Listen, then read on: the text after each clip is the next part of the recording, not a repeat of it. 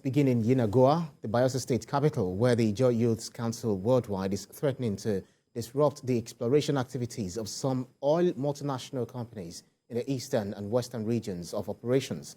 This, according to them, follows alleged violation of Nigerian content laws, deprivation of host communities and local contractors in terms of gas logistics contracts, businesses and placement by the companies operating in Bayelsa, Delta and River States.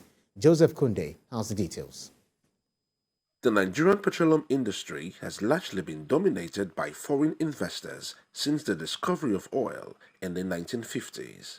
Despite the introduction of the Local Content Act of 2010 and the Petroleum Industry Act recently, grievances are still rife as regarding the involvement of local contractors from the Niger Delta region. At a press briefing held by the Ijo Youth Council in Yenagoa, the body expresses unhappiness over the alleged deprivation of some indigenous contractors by IOCs operating in their communities. They said indigenous contractors have been carrying out this contract and they have performed beyond expectations of even SPDC that gave them this contract.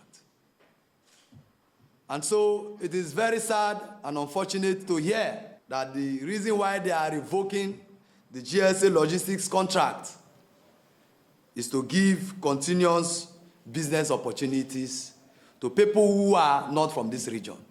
You must give first right of refusal to indigenous contractors who have the capacity to carry out these jobs. And what is currently going on is against the principles of justice. A stern warning is issued to the oil multinationals as they threaten to disrupt oil operations if the alleged violations are not dealt with immediately. Few indigenous contractors that we have that are doing well, we cannot allow anybody, no matter how highly placed you are, to stop them from benefiting from the exploration and the exploitation that is going on in the Niger Delta region.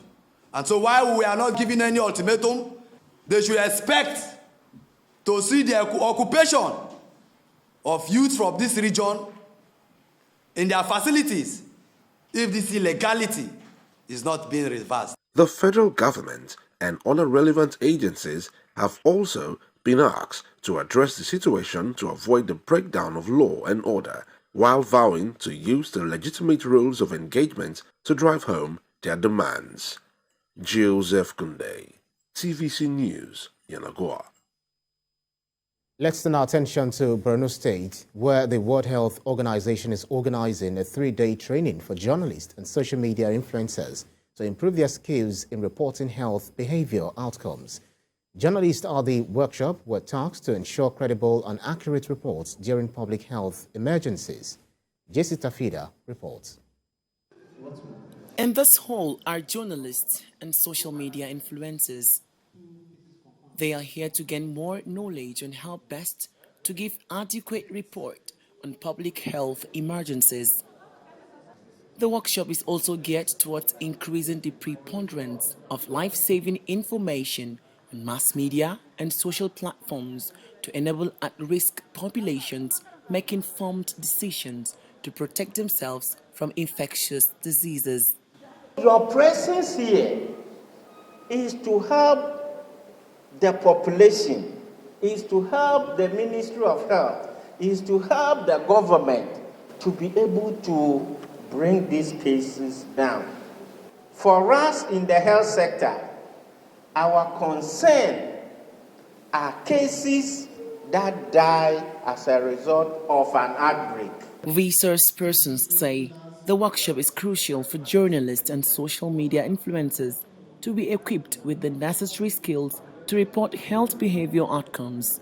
What we see as reality construction is constructed by reporters through the various interviews they carry out. Most of these narratives are put together by reporters themselves through their stories. And many of the stories are based on interactions with people. Because news is not rich without the people's voice. the collective voice of the people. And that is where interview comes in. This is one of the most important workshops I've ever attended in the area of healthcare coverage. I am like a capacity builder for young journalists, so I always take home knowledge and to step it down for my colleagues who are like mentees to me. 50 participants drawn from various media organizations and social media platforms participated at the 3-day workshop. Participants at this workshop believes that the training would go a long way in contributing significantly to the fight against infectious diseases in the state and country at large. Jesse Tafida, TVC News, Maiduguri. Family members and activists have renewed calls for justice for a secondary school student in Abuja who died in 2021 after she was allegedly raped. At Karen Hapuk Akpaga's 16th posthumous birthday, Karen's mother and concerned citizens sensitized children of an orphanage home on the need to speak out against rape, bullying and other vices.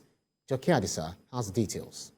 On the 22nd of June 2021, the sun set for 14-year-old Karen Apok, a student in an Abuja secondary school.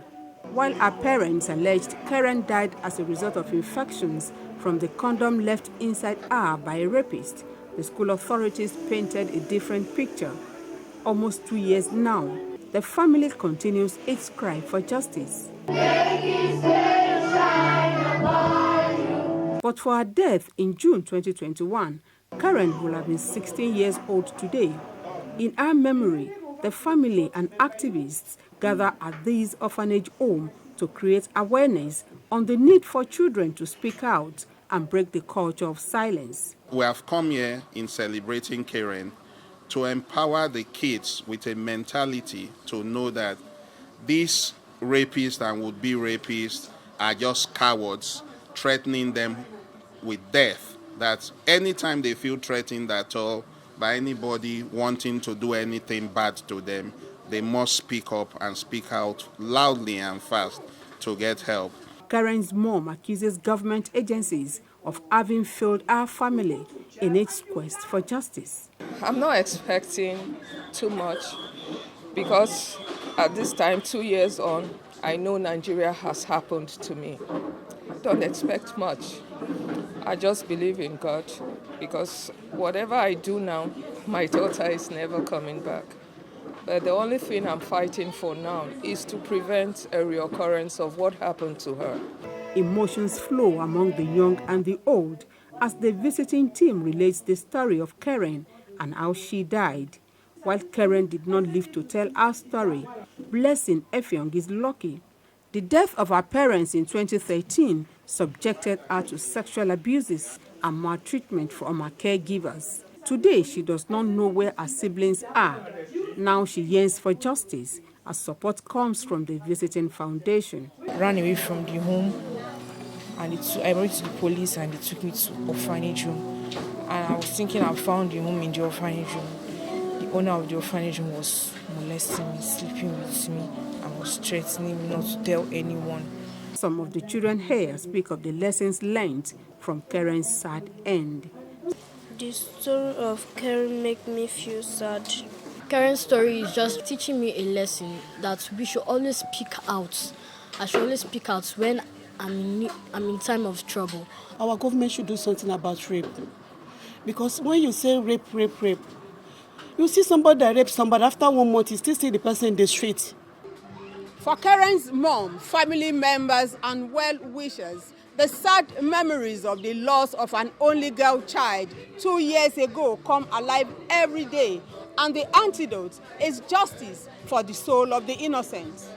Joke Adisa, TVC News, Abuja.